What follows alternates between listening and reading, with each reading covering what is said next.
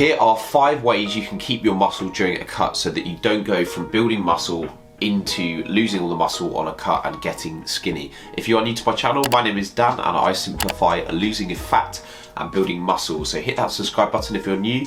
Let's get into it. The first and most important point is sleep, because without nailing your sleep and getting at least 7 to 9 hours of consistent sleep per night, yes, it's okay to have the odd event or big birthday or something like that where you potentially neglect your sleep for a night for good reasons, but if you're not nailing your sleep consistently, you're just undermining all the good work that you're doing in the gym, and the science supports this. So studies have shown consistently that if you sleep under 6 hours per night, you're just going to strip off far more muscle than you will fat.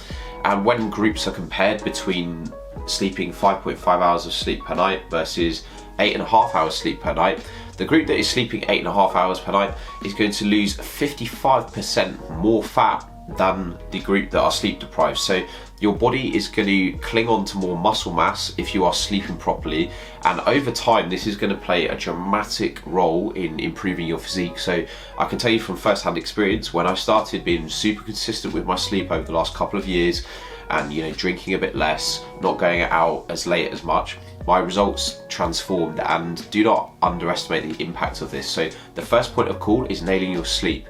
Now the second thing that we're going to talk about is mindset on this, because people have this assumption wrongly that as soon as they go into a cutting phase, I'm on a cut now, I've got no energy, so my weights are going to fall and I'm going to lose strength. You should not go into a cut assuming that you are going to lose strength. You have to train with the same intensity that you were during your bulk or during your maintenance phase. So training as hard as you were before. You don't need to change all your exercises, keeping that consistency and just training hard, pushing yourself relatively close to failure within 1 to 2 reps of failure, and then applying progressive overload like you would in any other phase. So as long as you are training with the same intensity, lifting heavy weights, maintaining your relative strength as your body weight comes down on a cut, you should retain most of your muscle mass. But most people make the mistake of thinking that they have to change their training dramatically, start lifting lighter for more reps, which is a myth, and then not applying the progressive overload that they did that got them this far and built the muscle in the first place. So what builds the muscle keeps the muscle. Train as hard as you did before. And the third point I'm going to talk about is protein intake, and in my experience as a coach, most people under-consume protein. So even if you set a target of 1 gram per pound of your body weight, which is at 2.2 grams per kilo of your body weight per day for grams of protein, most people are going to come under this, and this becomes more important when you go coming to a cutting phase. So if you're in a bulk, your body's in an anabolic environment, and the research shows that you can get away with more like 1.6 grams per kilo of your body weight for protein. So you can go a little bit lower if you're in a bulking phase, but when you go into this catabolic state, you're deprived, your body's in an energy deficit, in a calorie deficit. When we're trying to lose fat, you're going to need to give your body every intention to cling onto that muscle mass, and this then means that increasing your protein beyond this 1 gram per pound of your body weight, in my opinion, is worthwhile. So because firstly people under-eat on protein, I think it's best to just shoot as high as you can on this, and there are some potential benefits of going up to say 2.5 grams per kilo of your body weight or even higher, and this depends on how lean you are. If you're someone with a lot of muscle mass or quite a lean individual already, you're going to need to go higher, and this is why bodybuilders will go up towards like 3 grams per kilo of body weight. I don't think this is necessary for most people, but I think you go between 2.2 grams per kilo up to about 2.5, shoot as high as you can, and then you're going to probably retain as much muscle mass as you actually can, and you will maximize this. Now the next point I'm going to talk about is just timing carbs around your workouts, making sure that you have every opportunity to optimize your training performance. So first point of call is sleep. Once you're sleeping well, it's picking a time in the day for your training that suits you when your energy levels are higher.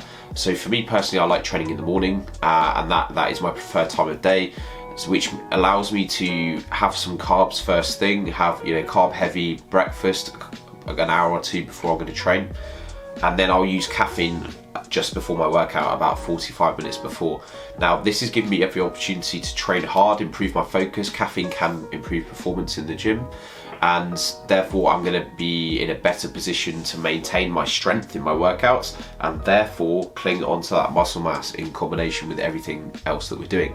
So give yourself the opportunity to train well in the gym by timing carbs around your workouts, having caffeine if you are training in the morning or lunchtime, ensuring that it doesn't impact your sleep if you are training in the afternoon.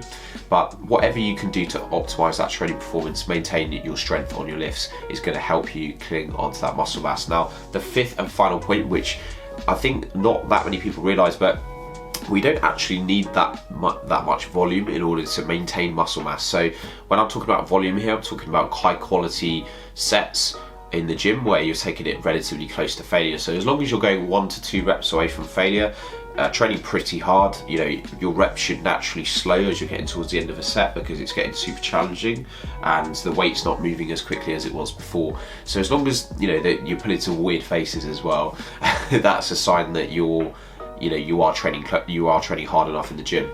Now, provided that you're doing that, there may be some potential benefits for improving recovery and just maintaining those heavy weights that you're lifting. And in my experience, you know, last summer I did a photo shoot. I got very lean for this, and I think I maintained most of my muscle mass.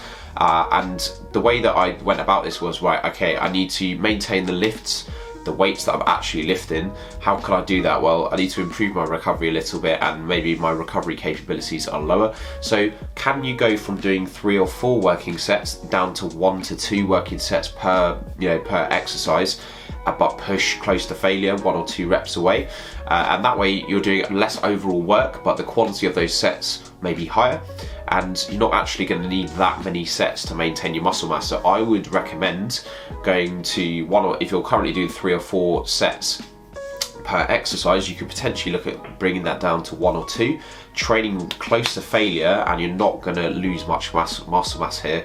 We don't need to do that many sets in the gym to actually retain our muscle mass. So this can help you with recovery on a dieting phase.